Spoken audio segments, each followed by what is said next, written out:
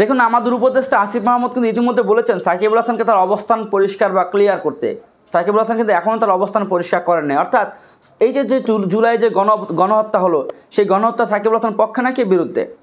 ছাত্র জনতা যে গণ অভ্যুত্থান হলো, এই গণ অভ্যুত্থানে সাকিবুল হাসান পক্ষে নাকি বিরুদ্ধে? সাকিবুল হাসানের দল আওয়ামী লীগ যে গণহত্যা চালালো, এই গণহত্যার ব্যাপারে সাকিবুল হাসান কি লজ্জিত, অনুশোচনা বোধ করতেছেন, নাকি আওয়ামী লীগ সঠিক কাজ করেছে? এই ব্যাপারে কি সাকিবুল হাসান এখন তার অবস্থান পরিষ্কার করেছে? এছাড়াও দেশে যে এতগুলো মানুষ মারা গেল, 1500 উপরে আমার ভাই বোনেরা মারা গেল, এবং 37,000 উপরে ভাই বোনেরা আহত হলো, যাদের অনেকে চোখ হারিয়েছে, পা হারিয়েছে, হাত হারিয়েছে, এখনও শরীরে নানান জায়গায় ছোড়াগুলি লেগে আছে। এই যে এই সমস্ত ভাইরা আহত হলো, তাদের জন্য কি সাকিবুল হাসান কী করতেছেন, কী করতে যাচ্ছেন? তাদের ব্যাপারে কি সাকিবুল হাসান তার সহানুভূতি প্রকাশ করবেন? সাকিবুল হাসান কি স্বীকার করবেন যে তার সরকার অন্যায় করে তাদেরকে হত্যা করেছে, তাদেরকে আহত করেছে? না, সাকিবুল হাসান এখন এই ব্যাপার কিচ্ছু বলে নাই, সে তার অবস্থান কোনোভাবে পরিষ্কার করে নাই। তারপর আপনি কীভাবে বলেন সে দেশকে ভালোবাসে? ক্রিকেট খেললে কি দেশকে ভালোবাসা হয়? ক্রিকেট খেললে নিজে স্যালারি পাচ্ছে, বেতন পাচ্ছে, 6 লাখ টাকা 10 লাখ টাকা সে বেতন পাচ্ছে, এটাকে দেশকে ভালোবাসা, এটা নিজের জন্য খেলা হচ্ছে। কীভাবে প্রমাণ? দেখেন, এই দেশে 1500 ছাত্র মারা গেল, তারা কারা? 1500 ছাত্র মারা গেল যারা, নিঃসন্দেহে 1500 ছাত্র কি এই দেশের নাগরিক?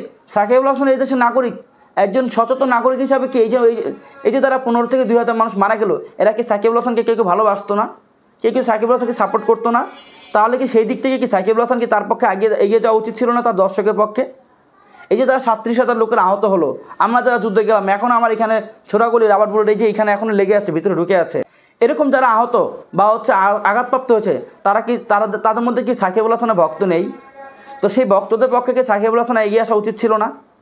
সে এগিয়ে না আসতো, অন্তত সে তার সহানুভূতি প্রকাশ করতো যে এই ধরনের কর্মকাণ্ড আমি তোমাদের পক্ষে আছি বা সাথে আছি, বা এই ধরনের আওয়ামী লীগ যা করছে তার মধ্যে আমিও খুব লজ্জিত।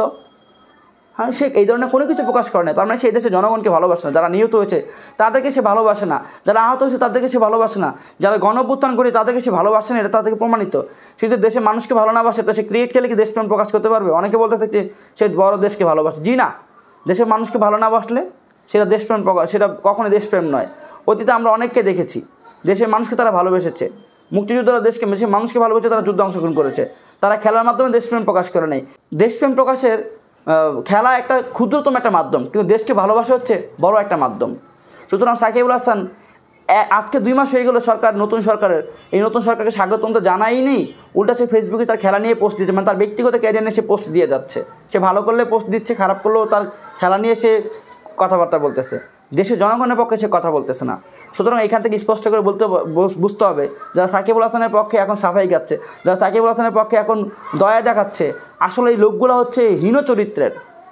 এরাই হচ্ছে একটা সময় আসবে, এরাই হচ্ছে তারা যারা গণহত্যার পক্ষে আছে, যারা এই গণঅভ্যুত্থানের সরকারের বিরুদ্ধে, যারা আওয়ামী ফ্যাসিবাদের পক্ষে ছিল। কেননা সাকিবুল হাসান এখন আওয়ামী ফ্যাসিবাদের বিরুদ্ধে কিচ্ছু বলতেছে না, সে এখন এই নতুন সরকারের পক্ষে কিচ্ছু বলতেছে না, সে জনগণের পক্ষে কিচ্ছু বলতেছে না।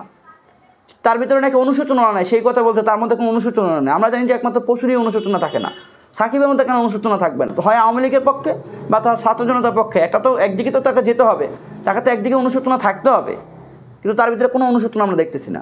অনুশোচনা থাকে না একমাত্র পশুর, অনুশোচনা থাকে না একমাত্র পশুর। আসসালামু আলাইকুম।